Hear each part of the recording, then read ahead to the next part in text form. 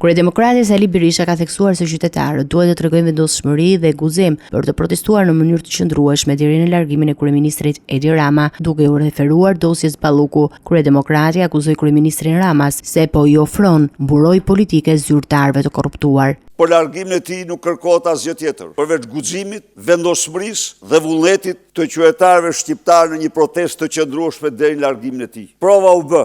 Revolta u dëshmue, por kjo duhet të jetë e qëndrueshme. Bulevardi duhet të jetë i qytetarëve, sheshi duhet të jetë i qytetarëve. Jo një ditë, 2, 3, po aq kohë sa duhet për ta larguar. Ai akuzoi kryeministrin për krijimin e një strukture të pavarur politike brenda Agjencisë Kombëtare të Shoqërisë së Informacionit, AKSH, duke e paraqitur këtë si instrument për të përfituar qindra miliona lekë në mënyrë të palishme dhe për të favorizuar zyrtar të korruptuar. AKSH është agjenci që varet direkt nga kryeministri.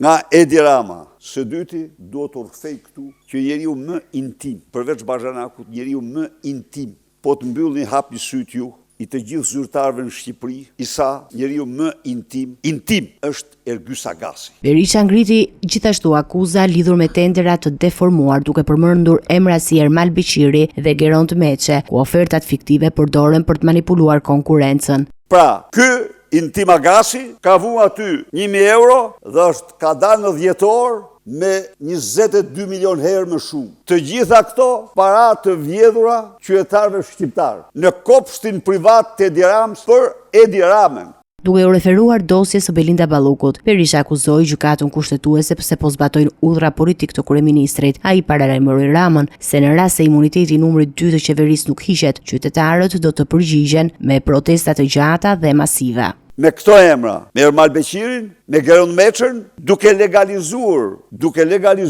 një proces ultramafioz në konkurrencë, duke paraqitur fake oferta vetëm për t'i çuar në ankime, për ta anulluar nëse ndonjëri kishte sjellë një ofertë më të përshtatshme.